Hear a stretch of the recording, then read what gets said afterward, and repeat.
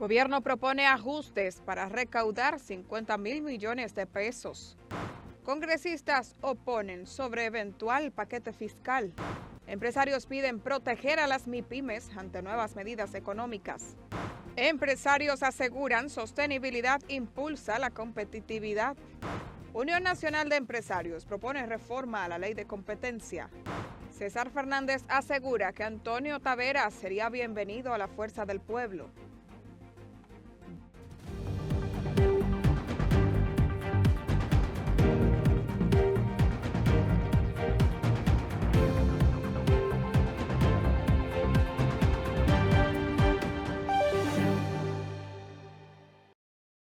Bienvenidos a una nueva entrega de Noticias Su Mundo. Soy Aurelina Rosario, encantada de acompañarles. De inmediato pasamos con las informaciones.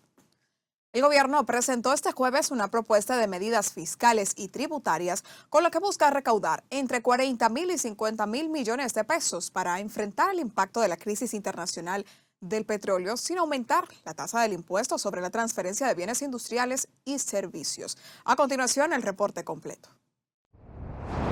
Durante un encuentro con la prensa, el ministro de Hacienda y Economía, Magín Díaz, expuso las medidas de crecimiento económico y mitigación de la crisis internacional y aseguró procura fortalecer las finanzas públicas sin afectar el consumo de la mayoría de los hogares dominicanos. Dentro de las medidas también no se aumentarán la mayoría de impuestos selectivos que gravan combustible, vehículos, alcohol, cigarrillos, seguros y telecomunicaciones. Asimismo, el funcionario explicó que tampoco se modificarán las tasas de impuestos del patrimonio inmobiliario, los impuestos a los intereses y dividendos, ni se incorporarán nuevos gravámenes a las plataformas digitales. Hemos dividido el proyecto en 4 bloques: medidas pro crecimiento económico, medidas de simplificación o facilitación tributaria, medidas para combatir la evasión y una actualización del sistema tributario. Estamos proponiendo un esquema general de depreciación acelerada a partir del próximo año para promover la inversión de las empresas. La propuesta también contempla la creación de un nuevo tramo de impuestos sobre la renta para personas físicas con ingresos superiores a los 400.000 pesos mensuales, quienes pasarían a tributar una tasa de 27%. Díaz sostuvo que el objetivo es que los sectores con mayor capacidad contributiva asuman una parte más significativa del efecto fiscal requerido para enfrentar la coyuntura internacional. En contraste, el proyecto contempla alivios para micro, pequeñas y medianas empresas.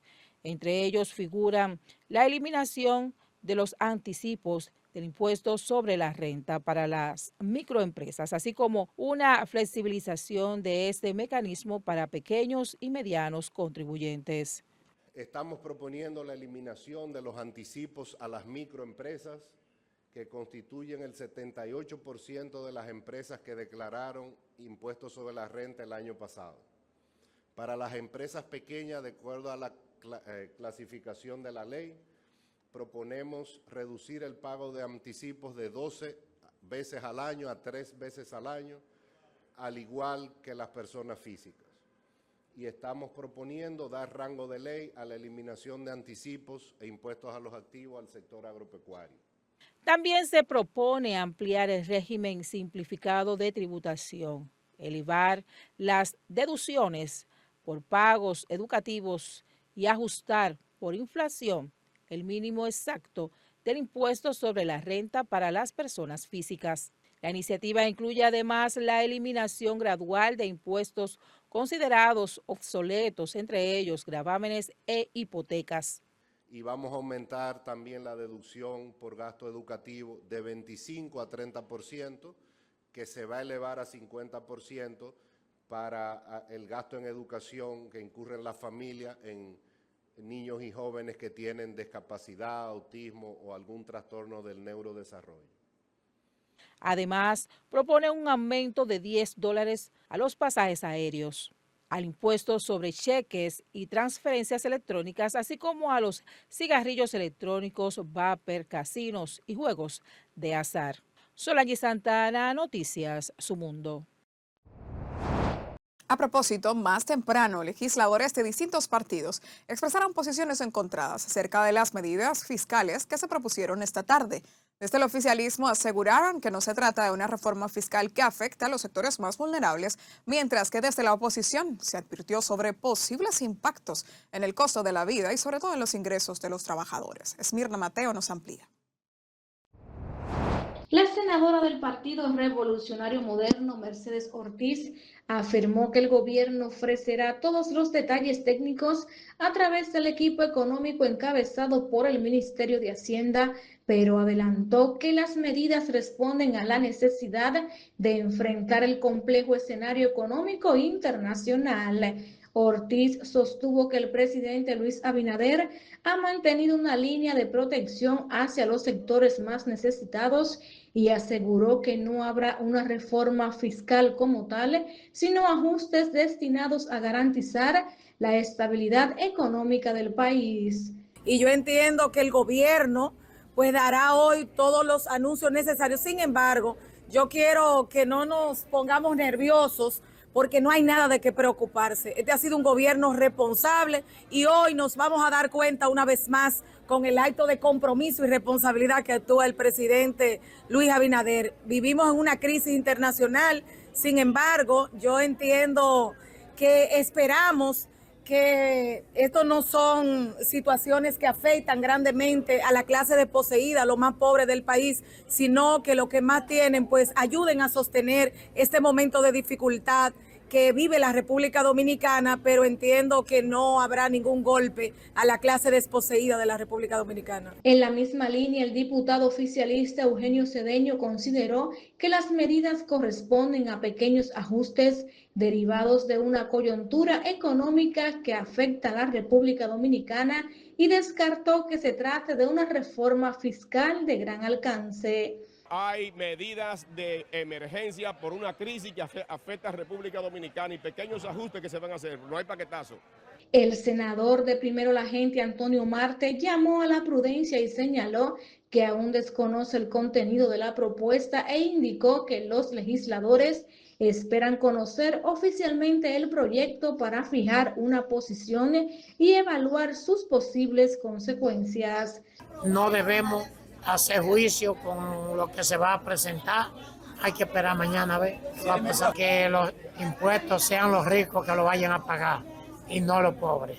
Desde la oposición, el diputado de la Fuerza del Pueblo, Carlos de Pérez, cuestionó el momento elegido por el gobierno para impulsar cambios tributarios, argumentando que la población enfrenta altos precios en combustibles, alimentos y servicios.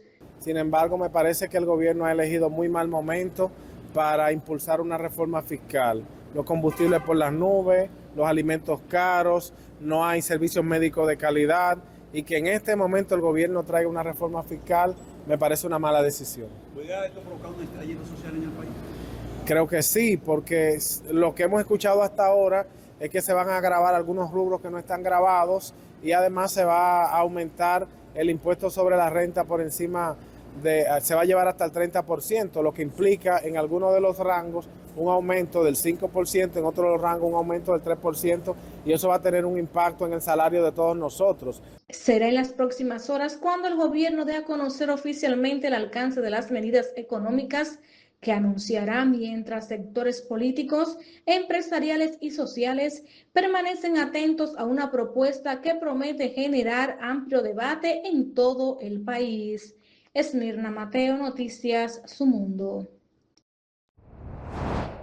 Por otro lado, el sector empresarial mantiene un alto nivel de expectativas de cara a las nuevas medidas que anunció el gobierno destinadas a impulsar el crecimiento y mitigar la crisis internacional. Eva Santana tiene más detalles. Aunque reconocieron que el Estado necesita aumentar el ingreso económico, la Federación Dominicana de Comerciantes reveló que sí les mostraron algunas recomendaciones al ministro de Hacienda y Economía, Magín Díaz, para que las medidas implementadas no afecten a las MIPYMES. Nosotros hablamos de que no se incremente el ITEVIS porque impactaría a toda la población, que se indexen los salarios, que se reformule el régimen simplificado de tributación tributaria porque ahora mismo los pequeños y medianos comercios no tienen forma de cómo integrarse para poder pagar los impuestos, así que es una situación crítica.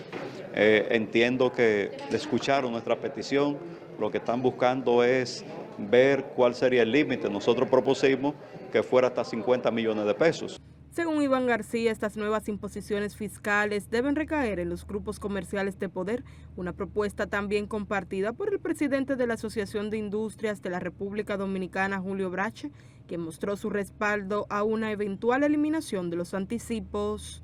Los recursos tienen que provenir de aquellas empresas que más ganan dinero y que no se afecte a la población ni a las MIPYMES del país. Si no afectan a la población ni a las MIPYMES del país, nosotros apoyamos esta reforma fiscal. Es un pedido que las MIPYMES, sobre todo la pequeña y mediana empresa, han pedido de hace mucho tiempo. Es un reclamo muy acertado de parte de las MIPYMES que se elimine ese anticipo. Hay muchas MIPYMES que se ven en dificultades, al igual que empresas medianas y hasta grandes, que todavía no han cobrado las ventas cuando ya se le está pagando un pago. Todavía no saben cuál va a ser el resultado de su ganancia en el año cuando ya se le está pidiendo un pago de anticipo. Eso no es lógico. Para el sector empresarial también es de vital importancia que el país continúe creando un clima propicio para el crecimiento económico que no depende únicamente de la deuda externa. El país pueda continuar con un buen rating y además de eso tratar de no continuar tomando tanta deuda en lo adelante. El país tiene que implementar un plan de tratar de reducir el tomar prestado, porque podrá llegar el momento donde esos organismos internacionales dirán al país, no le podemos prestar más. Entonces nosotros tenemos que cuidar eso. Se recuerda que el Banco Central de la República Dominicana reportó este martes que la economía nacional registró una inflación interanual de 5.35% en mayo pasado, manteniendo por segundo mes consecutivo por encima del rango meta del 4% establecido por las autoridades monetarias en momentos de gran incertidumbre económica tras el conflicto bélico entre Estados Unidos e Irán. Eva Santana, Noticias Su Mundo. Y a todo esto, la Asociación Dominicana de Industrias afirmó que la sostenibilidad se ha convertido en un componente esencial de la competitividad empresarial y del desarrollo económico, al destacar la necesidad de continuar fortaleciendo la colaboración entre el sector productivo y las autoridades ambientales para así garantizar un crecimiento equilibrado y sostenible. Durante un encuentro industrial organizado por la AIRD y dirigido a sus empresas asociadas, el ministro de Medio Ambiente y Recursos Naturales, Paino Enríquez, y el presidente de la entidad, Julio Virgilio Brache, intercambiaron perspectivas sobre sostenibilidad, competitividad y los desafíos que enfrenta el país para avanzar hacia un modelo de desarrollo más resiliente y sostenible. El presidente de la Asociación de Industrias de la República Dominicana señaló que para acelerar esa transformación resulta fundamental continuar fortaleciendo un entorno institucional basado en reglas claras, seguridad jurídica y predictibilidad regulatoria. Cambiando de noticia, la Unión Nacional de Empresarios formuló un plan de 5 puntos para orientar la modificación de la Ley 4208. Y bueno, le indicó al Congreso Nacional escuchar de manera efectiva al empresariado formal antes de aprobar cualquier norma que impacte al mercado. Entre los puntos que plantea tomar en cuenta, se citó que la modificación a la Ley 4208 proteja la libre competencia sin penalizar el crecimiento legítimo de las empresas dominicanas, que toda actuación de la autoridad se base en criterios técnicos objetivos, públicos y revisables, y que se preserve la confidencialidad de la información empresarial, en particular en investigaciones y revisión de operaciones. En esa facultad pro competencia no solo analiza los proyectos de leyes, reglamentos, políticas públicas antes de que entren en vigor y durante su implementación, sino que además incluso va más allá, también las que ya existen, pro competencia puede hacer revisiones y hacer recomendaciones de modificaciones para eliminar esas eventuales barreras, esas barreras ya existentes, para nivelar la cancha de juego. Este plan situó a las micro, pequeñas y medianas empresas en el centro de la inquietud, recordando que toda gran empresa en algún momento fue una MIPYME, razón por la que rechazaron los privilegios indebidos, la informalidad agresiva, las cargas impositivas desproporcionadas y los abusos de posición dominante. Haz que tu voz sea escuchada y tus historias sean contadas. Envíanos tus denuncias y videos al 809-547-1158. Su Mundo TV, la diferencia se nota. De vuelta con las noticias, el secretario de propaganda del Partido Fuerza del Pueblo, César Fernández, afirmó que el senador Antonio Taveras sería bien recibido en la organización si así decide. Los detalles a continuación a cargo de Sabrina Lorenzo. El secretario de propaganda de la Fuerza del Pueblo, César Fernández, aseguró que el senador de Santo Domingo, Antonio Taveras, sería recibido con las puertas abiertas en esa organización política si en algún momento decide integrarse a sus filas. Si damos en la lucha política, siempre será bienvenido a la Fuerza del Pueblo. Durante una entrevista en el programa matutino Su Mundo, Fernández sostuvo que la salida de Antonio Taveras del Partido Revolucionario Moderno representa una señal de alerta para el oficialismo, al tratarse de una de las figuras políticas más relevantes de la organización gubernamental.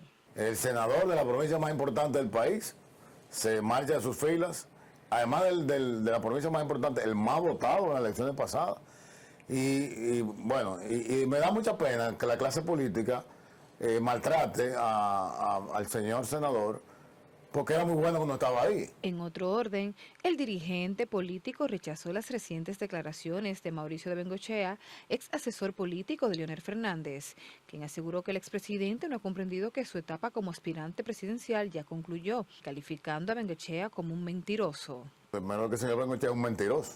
¿Mauricio Bengochea? Claro, porque él cita un encuentro con el presidente Fernández en Ecuador en el 2016, cuando él le había cesado como asesor político de un candidato presidencial, creo que era Glass, algo así que estaba en ese momento, y contrataron a otro para la segunda vuelta, porque él no dio la talla en la primera vuelta.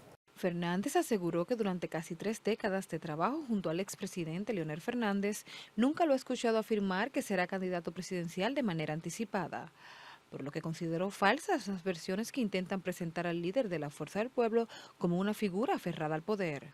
Casi 30 años trabajando con el presidente Leonel Fernández y nunca en estos 30 años lo he escuchado diciendo que yo voy a ser candidato ni mañana, ni pasado, ni traspasado. Nunca. Ese no es el lenguaje de Leonel Fernández. Entonces, ¿qué pasa con el señor Bengochea? Es que él está desempleado en este momento. O sea, él evidentemente tuvo mucho éxito con el presidente Abinader, hay que reconocerlo. Hizo un trabajo que ahí están los resultados. Pero ahora los candidatos más importantes que aparentemente tienen el PRM no lo quieren contratar, ni el señor Collado. Finalmente, el dirigente político criticó la posibilidad de que el gobierno impulse nuevas medidas fiscales y aseguró que los principales afectados serían los sectores de clase media y los trabajadores, por lo que recomendó de manera irónica a la población prepararse para el impacto económico que traería consigo una reforma fiscal. Sabrina Lorenzo, Noticias, Su Mundo. En otro tema, los familiares del adolescente Lucero Diroché Montero piden a las autoridades que apliquen todo el peso de la ley contra los responsables de darle muerte a la menor. Nuestra compañera Eva Santana se trasladó hasta el sector Valiente en Boca Chica y nos tiene más detalles de lo que se sabe hasta el momento de este caso.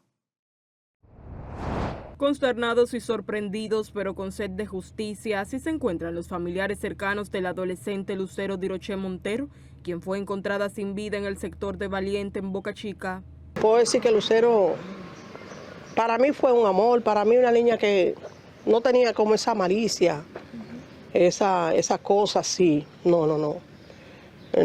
Lucero nunca se puso de malcriar conmigo. No, Lucero nunca se puso de malcriar conmigo ni nada de eso. Lucero para mí ha dejado una marca de dolor.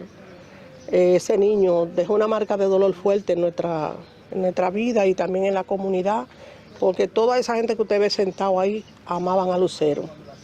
Claro que sí, amaban a Lucero. La muerte de Lucero no puede quedar impune así de esa magnitud. Bueno, a mí me ha dolido demasiado, porque es que Esta niña uno la vio crecer aquí, desde chiquita. Una niña que no se metía con nadie, lo de ella era en la escuela y jugaba ahí con todos los muchachitos. Su abuela Yolanda Lora reveló que los jóvenes detenidos eran conocidos cercanos, por lo que nunca imaginaron que podían ultrajar y asesinar a la menor. Nosotros lo conocemos, porque él no está muerto, él está vivo. Conocemos su papá, su mamá, y ese niño siempre buscaba a Lucero, que nos las hallamos raro, cómo ese niño le quita la vida a su amiguita, eso está fuerte. No tenía que dar esa muerte que le dio así, una muerte desastrosa, terrible, fuerte. Una muerte que solamente Dios sabe. Ustedes saben como medio de comunicación que esa niña fue violada. Aunque dicen, allá estaban diciendo no, que no había violación. Sí, hubo violación, claro que sí. Y le estranguló, le cortó el cuello. Es una muerte desastrosa. Además de pedir que se aplique todo el peso de la ley contra los implicados, exigieron al Ministerio Público realizar una investigación exhaustiva en la piscina donde fue desvivida la adolescente, debido a que al parecer no ha sido la única víctima que ha muerto en el lugar. También yo quiero que investiguen la piscina, porque esa piscina no puede quedar así, impune. Y las 2 personas que estaban ahí también, porque habían 2 personas. Incluso ellos dicen que no, que ellos no estaban ahí en el lugar del hecho, etcétera, etcétera, pero viven ahí, hay que investigarlo y no solamente esta muerte que ha pasado ahí en esa piscina. Tengo por entendido que van como 3. El caso ha despertado el miedo entre los comunitarios, especialmente entre los padres y madres que residen en la zona. Uno tiene temor porque por lo menos yo tengo mis nietos y mi nieto, que le pase lo mismo. A mí me dieron esa noticia y a mí se me partió el corazón al yo ver a la niña, porque ella pasaba todos los días por mi casa y me voceaba y hablaba conmigo y yo le daba consejos, sigue estudiando. Entonces eso me duele mucho. Se recuerda que tras el hecho fueron detenidos 2 menores de edad de 12 y 13 años, quienes se encuentran bajo custodia de las autoridades correspondientes. Eva Santana, Noticias Su Mundo. A pesar de los esfuerzos del Estado y de organizaciones civiles por erradicar la violencia machista, el tema sigue siendo una deuda pendiente que preocupa al Ministerio de la Mujer y a especialistas en género. Esmirna Mateo completa la información. Según la ministra de la Mujer, para enfrentar esta vieja problemática se debe aplicar una estrategia integral que incluya a todas las instituciones del Estado, con un énfasis especial en la formación educativa de las nuevas generaciones. Se ha planteado desde hace mucho tiempo esta posibilidad de comenzar a reeducar también, a desaprender conductas y también a formar estas nuevas generaciones en una cultura de mayor igualdad, porque ahí es donde está la principal diferencia, o vamos a decir el génesis de la violencia, cuando no se entiende igual al prójimo. Así que nosotros creemos que este es un debate abierto, este no es algo que es una solución de una varita mágica, pero sí, lo que sí yo sé es que esto tiene que ser una respuesta colectiva, es una solución colectiva, donde todo el mundo tiene que ser parte. Pero voces desde la Academia de la UAS critican que desde el discurso no se haya pasado a la acción.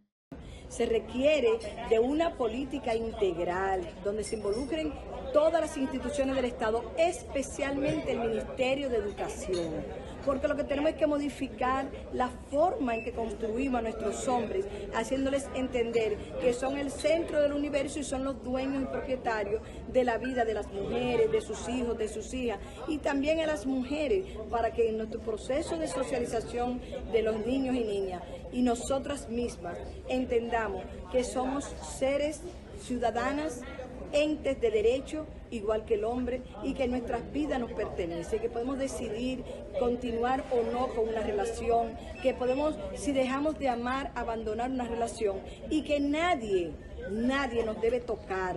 Yadira Fonder, de la Fundación Vida Sin Violencia, dijo que la urgencia tiene rostro y números, que ya las estadísticas de este año mantienen encendidas las alarmas. Que ver con educación, con eficientizar las órdenes de protección, con diseñar campañas efectivas hacia esa masculinidad, para fomentar una masculinidad más empática, sensible, corresponsable, tiene que ver con integrar en el currículo escolar desde primera infancia materias importantes como el manejo de conflictos para enseñar a los niños y las niñas sobre qué emociones están sintiendo y cómo se puede manejar de manera pacífica. Necesitamos entre todos y todas, porque no es responsabilidad de un solo ministerio, construir una nación mucho más justa. Los especialistas resaltan que detrás de cada cifra hay una familia rota, pero sobre todo una vida que fue truncada. Esmirna Mateo, Noticias Su Mundo. Y más temprano, la diputada Kenia Vidó y Brenda Ogando sometieron el proyecto de ley Mirabal, una iniciativa que establece la capacitación obligatoria en prevención de la violencia de género para servidores públicos en los poderes ejecutivo, legislativo y judicial, con el objetivo de fortalecer la respuesta institucional y promover una cultura de igualdad y no discriminación. Estamos impulsando este proyecto que tiene una gran aprobación de los diputados y diputadas del Congreso Nacional, que queremos aportar y decirle a esta nación que la violencia no la toleraremos de ninguna manera y que desde el Congreso estamos trabajando para erradicarla de toda la manera posible. El proyecto lleva el nombre de las hermanas Mirabal en reconocimiento a su legado de lucha por la libertad, democracia y derechos humanos. Además, contempla programas permanentes de formación para funcionarios, empleados públicos, miembros de los cuerpos de seguridad y personal del sistema de justicia. Por otro lado, la Dirección Nacional de Control de Drogas extraditó hacia Puerto Rico al ciudadano dominicano Misael Morales Silvestre, quien es requerido por las autoridades estadounidenses debido a presunto vínculo con una red internacional de narcotráfico. Según las autoridades, el imputado enfrenta cargos por asociación delictuosa para distribuir 5 kilos o más de cocaína con destino a Estados Unidos. Morales Silvestre fue arrestado en abril de este año en el Distrito Nacional y trasladado bajo custodia desde el Aeropuerto Internacional de las Américas, como parte de los acuerdos de cooperación entre República Dominicana y Estados Unidos en la lucha contra el crimen organizado. Haz que tu voz sea escuchada y tus historias sean contadas. Envíanos tus denuncias y videos al 809-547-1158. Su Mundo TV, la diferencia se nota. De esta manera finalizamos esta entrega de Noticias Su Mundo. Gracias por acompañarnos.